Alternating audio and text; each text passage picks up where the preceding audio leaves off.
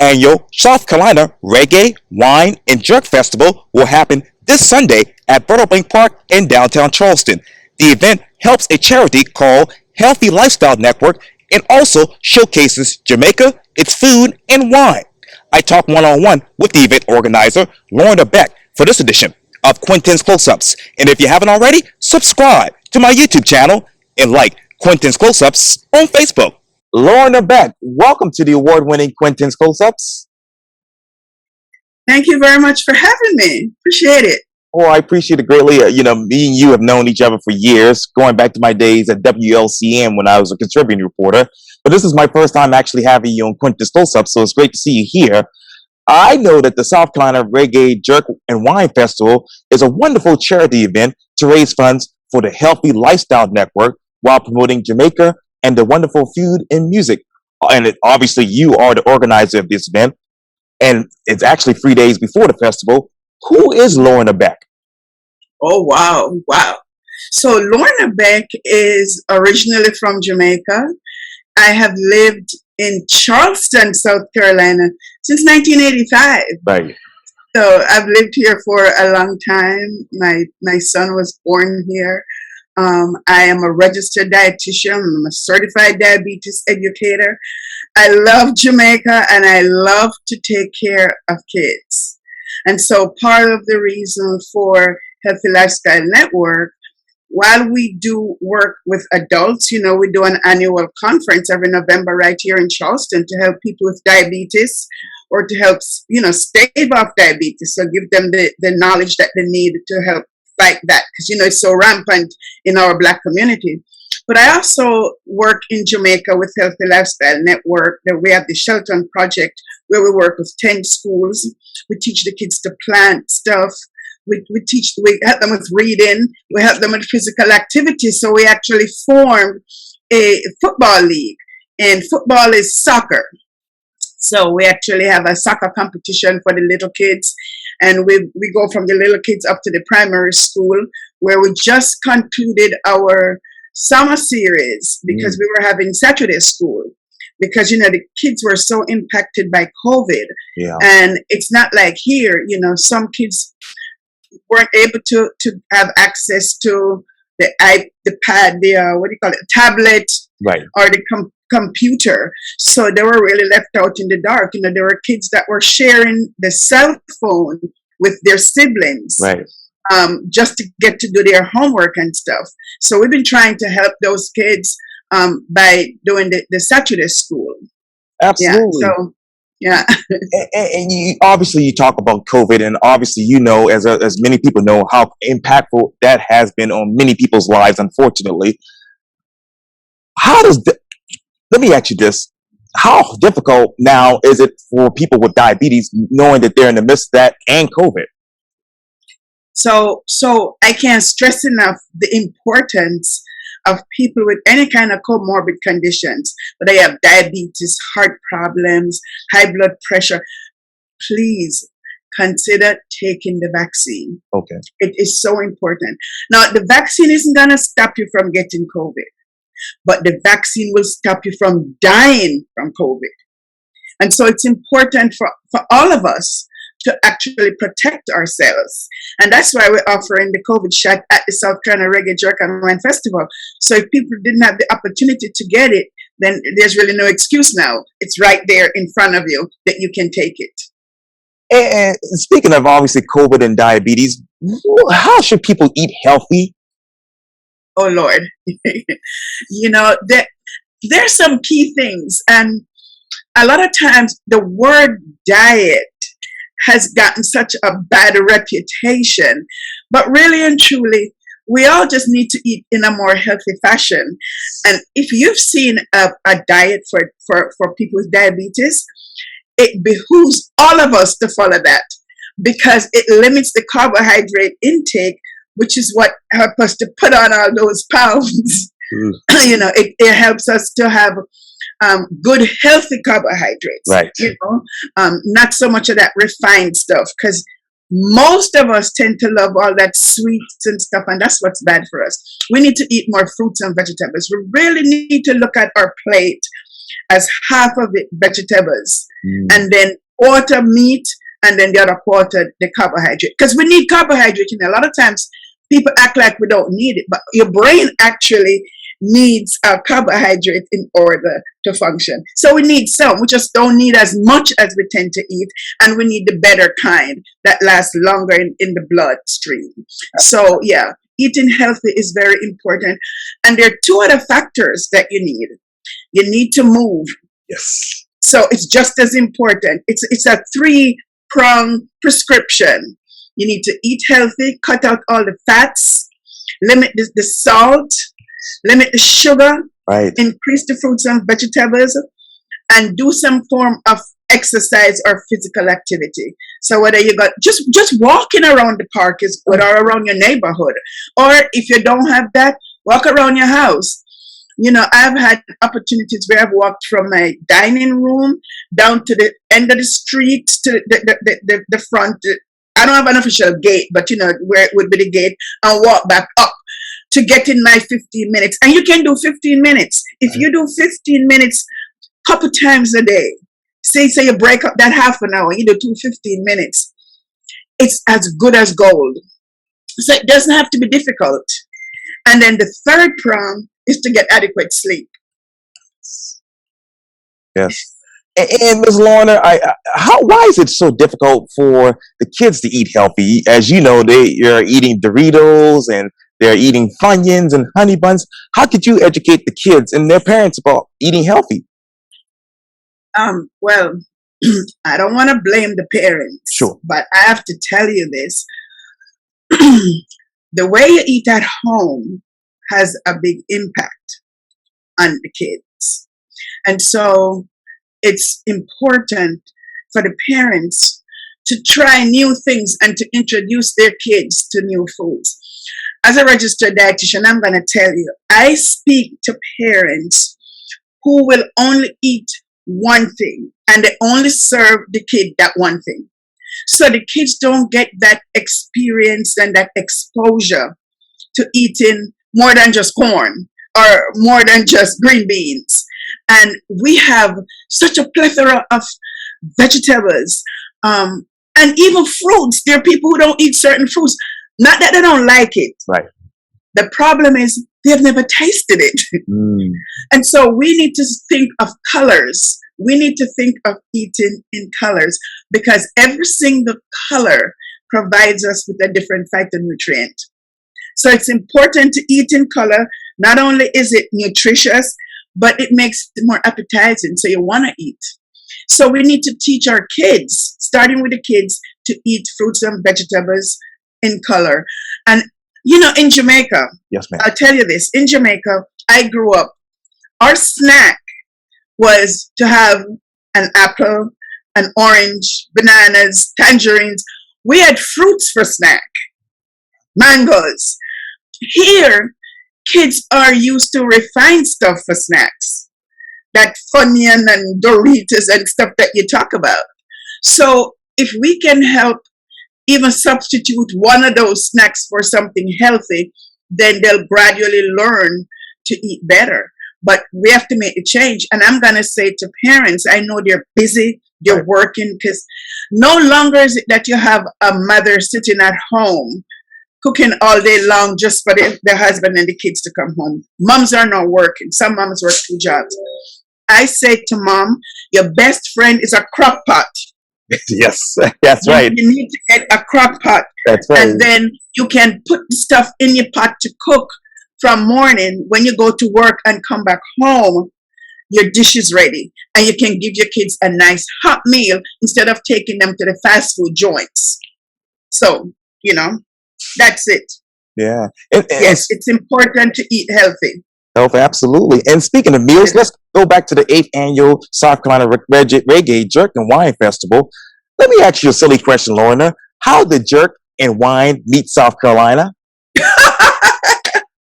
Well, I have to tell you, people from Jamaica have been in existence in Charleston since Charleston was formed. That's right. That's right. So that's one thing. But jerk actually got popular I guess over the last 20 years, jerk is found, formed, born, birth in Jamaica. And actually, jerk was only in one section of Jamaica. The area where I'm from was the only place. So people used to travel from the other parts of the island to actually get jerk. Jerk was a big experience. Jerk was the way that the Maroons and the Tainos used to prepare their meats. And as you know, the Maroons were hiding from being captured. So it was important for them to cover that meat and let it simmer, and it would cook, for hours and hours and hours, and then it would be meat falling off the bone, because they used to only jerk pigs. It was just pork. Gradually, as we have expanded, now we export jerk sauce and jerk seasoning. So now a lot of people use that jerk seasoning and that jerk sauce to cook their fish, to cook chicken, to cook pork, whatever it is. They cook their protein. You can even jerk vegetables, Right. and so they'll just use a grill, and some people use an oven. Wow. So jerk in South Carolina is natural because we have so many Jamaicans living in South Carolina. South Carolina bring teachers from Jamaica, bring doctors and nurses from Jamaica every year. And now in Jamaica, we'd normally eat our jerk and drink a red stripe or drink a rum punch. We now are teaching people that it is perfectly acceptable to pair jerk with wine and have a ball. And it works. It works. It works. And Yes, what else works that is also acceptable? absolutely. I'm sorry, say it again. Yes, ma'am. What else is acceptable? What else is acceptable in terms of Food and wine. food? Well, we're not limited to jerk. And so at the festival, we'll have vendors that will have curry. Curry is a big dish in Jamaica. Curry goat is an extremely popular dish in Jamaica. In fact, there was a rivalry between curry goat and the ackee and saltfish to determine the national dish of Jamaica. So we'll have curry goat, we'll have oxtail. Oxtail is a very popular Jamaican dish, cooked Jamaican style, because other ethnicities cook oxtail. Right. But unless you get the true Jamaican oxtail, then your life is not the same. So it's acceptable to pair wine with just about all these foods. It's just knowing the right wine to choose. That's the secret. That's the secret. And Yes. what has been the biggest difference between 8 years ago and right now when you think of this jerk and wine festival? Oh, wow. I'm going to tell you, 8 years ago, we were shocked when we had the festival. The turnout was remarkable, astonishing. It was wonderful. Today, as we gear up for Sunday, Right. We are praying that we'll have a good turnout, Yes. so that they can help support the vendors, so they can meet our consul general that's Yes. coming up. Because of COVID, things have changed. And so we don't know what the turnout is going to be. So we're just praying, and we're taking some steps, to help Right. keep people safe. Right. So first of all, we are at Brittlebank Park, which is bigger. So Okay. we have an opportunity to spread out more. Okay. We're doing temperature checks at the gate. And, hopefully people will then go in and enjoy themselves. And like I mentioned before, if they haven't had the shot, they can take the shot. The heck will be right there to give either the Jensen or the Pfizer, so they can choose. And we have two great bands that are going to be playing. We have Mystic Vibrations, and they originate from Jamaica. And we have the Dub Plates. And then we have our new songbird that we're introducing to Charleston. She's just coming up from Jamaica, and she goes by the name of Bird's Eye. And so she will be doing our inaugural visit to Charleston and performing on the SC Reggae Jerk and Wine Festival stage. Wow, that is so amazing. And I know that obviously this festival also helps to raise funds to fight child sexual abuse. How much have you raised over the past 8 years? For the Healthy Lifestyle Network, well, we tend to combine all our proceeds, because we do the Southern Charleston Carry Fest also. Yes. So every event that's done, a portion of that funds goes towards helping Healthy Lifestyle Network. And while I don't have the amount on the top of my head, which is something now I know I should have ready if somebody asked me, but it helps to fund the Stand Up for Children event that's done in November, and that is strictly Stand Up for Children against childhood sexual abuse, and it's a 4-day event. So we use the Darkness to Light Stewards of Children training to help educate the adults, parents, the professionals in the community, right, because this is done in Portland, Jamaica. So we work with the community. Then the next day we do a conference, one for boys and one for girls. Because if we expect change, then we have to help provide that change for both genders. It can't just be for girls, even though girls are in numbers are more often the ones that are sexually abused, but they abuse boys too. So we have to educate both boys and girls as to their value, help create that self-esteem, and for them to be able to recognize when they're being groomed. Because you have sexual abuse and you have trafficking among kids. And so it's getting them exposed to what it is, let them know what it is, because kids will be trafficked and not even recognize. Adults will be trafficked and not recognize that they're being trafficked. Right. Because it's not just as a sex labor, it can be a workforce labor, and you're still being trafficked. So we really try to educate people. And then we do a health fair for the town. And then on the last day, of course, we have to incorporate our physical activity. So we have a 5K. Yeah, and let me take you back to 2012. You told Randolph that a letter you read moved you to help fight child sexual abuse. What letter would you write to those children today who have unfortunately been abused? Oh, my Lord. So one of the first things I would want to give them is hope. To let them know that there's hope. If they're in the situation, there's hope. If they're out of that situation, there's still hope for them to turn their lives around. That does not defy them. Right. And that's one of a very important thing for people who have been sexually abused and for people who have been trafficked, is to then help them get reintroduced to, I'll use the word normal society, so they can, whether if the kids to go back to school, whether it's people who have been in the workforce to get a job, for us to work as much as possible, for the ones that are trafficked, to, even if they committed a crime that they did under duress, to let them recognize that it really wasn't their fault, because people blame themselves. People feel filthy, nasty, dirty, even when this has stopped. It's something that you continue for the rest of your lives. So it's really trying to encourage them that this does not defy them, and they can really create a new life and be normal, get jobs, get married, have kids. And so connecting them to mental health, yes, is important. So when you write this letter, is touching on all these things to foster that hope, yes, that they know there is a life after all this, and they don't have to wallow in that shame that they feel. And without going into any details of who you've helped thus far, what's that one child that you say that have touched you personally?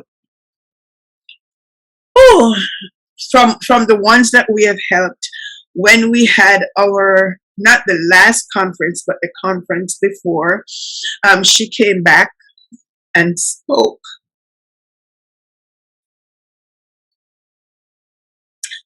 And she wanted us to know that even though she had been raped at 13 and had a baby, she was raped at 12, had a baby at 13. And we got a hold of her during her pregnancy and worked with her.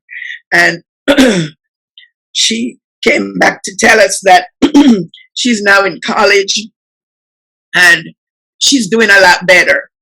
And so even if we help one person, we know that we are doing the right thing, and that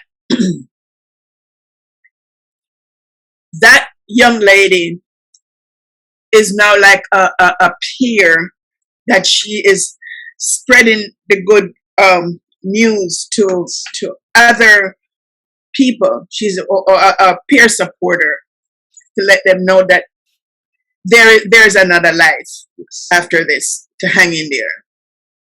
Yes, indeed. And Miss Lorna, let me go back over to the South Carolina Jerk and Wine Festival, and I want to ask you a silly question. Oh, What jerk what do you use jerk for? so jerk is actually two things.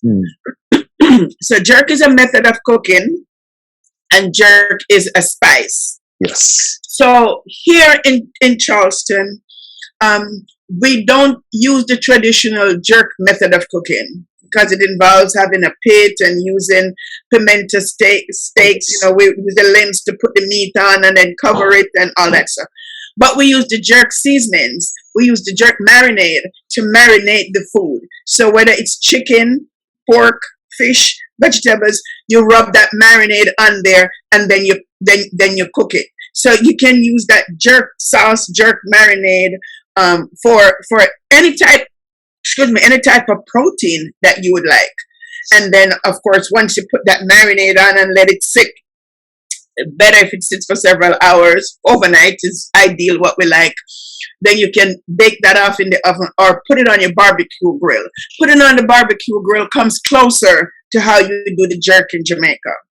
Wow. So I do chicken, I do pork, I do fish. I mean, you do it all. Oh, and what's your favorite wine that you drink with jerk? Oh, wow. So I like Riesling. Riesling is very good, goes well with jerk. But the thing is, there are white wines and red wines that go. I'm gonna say this word. Sometimes my tongue gets twisted, but it's go Gewürztraminer. Right. Gewürztraminer. It's actually a French wine with that that hard name, but it's actually one of the best wines to drink with jerk. You want something that is low in tannin, low in alcohol. You don't want it to be too heavy in alcohol, right, because then it intensifies the pepper in the jerk. You see, there's a key ingredient in jerk, and it's the Scotch bonnet pepper and the pimento. And if you have too high an alcohol level, that thing intensifies that thing and burn your mouth. So it's having a cold, slightly sweetish taste to then combat that and coat your mouth, and then brings out the flavor in the jerk. Wow. And Miss Lorna, let me ask you, what Caribbean food describes you? Me? Oh, wow. I don't know. I would more say a fruit, man. Mango. I'm a mango. I love mangoes. Yes. I love mango, but not any mango. In Jamaica, we have 20 different species of mango. Yeah, I love East Indian mango. Yes. Oh man, that's amazing. It's the best. It's the best. And it looks like me, and it tastes sweet like me. Yes. And let's fast forward. As I mentioned, it's 3 days out before the event. Let's fast forward to Sunday. Who, what, when, where, and how? Okay, so the SC Reggae Jerk Wine Festival will be held on Sunday, August 29 at Brittlebank Park from 12 to 6 p.m. We'll have two bands, the Dub Plates and Mystic Vibrations, and a songbird, Bird's Eye from Jamaica. We'll have our Consul General from Jamaica will make his inaugural visit to South Carolina at the Reggae Jerk Festival And we do have tickets online at scjerkfestival.eventbrite.com. But if you don't have your ticket, you can come in at the gate. It's perfectly okay. We're there to welcome you. Yes. What did I miss? I think that's it. Yeah, I think you covered everything. I think you covered everything. Yeah. Yes, yes, and we really would like you to come out and bring your neighbors and your Yeah. family, and have a good time. And you could stay in your little quad with them, your little Yes. pod, and Yes. dance and jump up and shout out and eat jerk, drink wine, and just it's Yes, ma'am. nice to get out after that big lockdown of last year. Yes, ma'am. So come out, party with a purpose. So you have fun and you're donating to an extremely good cause. And what will be the purpose of the South Carolina Reggae and, obviously the Reggae Wine and Jerk Festival 5 years from now? I wish I could say we won't have childhood sexual abuse and human trafficking anymore, but I know that's not true. So I think we may still be around. Maybe by then we will have we'll be able to have more partners, more people vested in us, that they will become sponsors, because that's one thing that we're very short of, are sponsors. So hopefully we'll have more people who will be willing to sponsor us. That'll become a big thing. And then if we put a notch in that, maybe our funds will focus more towards the other things. Like, we teach the kids to plant flowers, fruits, vegetables, trees. We teach them about environmental stewardship. We do the football, and we're getting ready to do track. So maybe it will give us more money to spend on kids in a different way. We're starting a STEM program. We want to get a robotics team going. So maybe the funds will go towards more pleasurable things rather than trying to fight child sexual abuse. And if anybody wants to sponsor this event this coming Sunday, Ms. Lorna, how should they go about that? Oh, well, they can go on our website and see the sponsor document, which is screggaejerkfestival.com. They can call me, 843-557-6258. We do have a Facebook page, SC Reggae Jerk Wine Festival. So there are many ways you can reach out to me, and we'll be happy to help you, because we want you to help us. So you can reach out. And I'll also say that if you can't come to the festival and you would like to make a donation to Healthy Lifestyle Network to help with the work that they're doing, you can use a PayPal and go to sheltonproject@gmail.com. So PayPal is sheltonproject@gmail.com, or you can do a Cash App, which is that $HLN, which stands for Healthy Lifestyle Network. So it's HLN Shelton Project. And you can cash up a donation to help Healthy Lifestyle Network in all the work that it's doing. Lorna Beck, thank you so much for your time. And again, welcome to the award-winning Quintin's Close-Ups. Thank you very, very much. It's just such a pleasure to see you. Yes.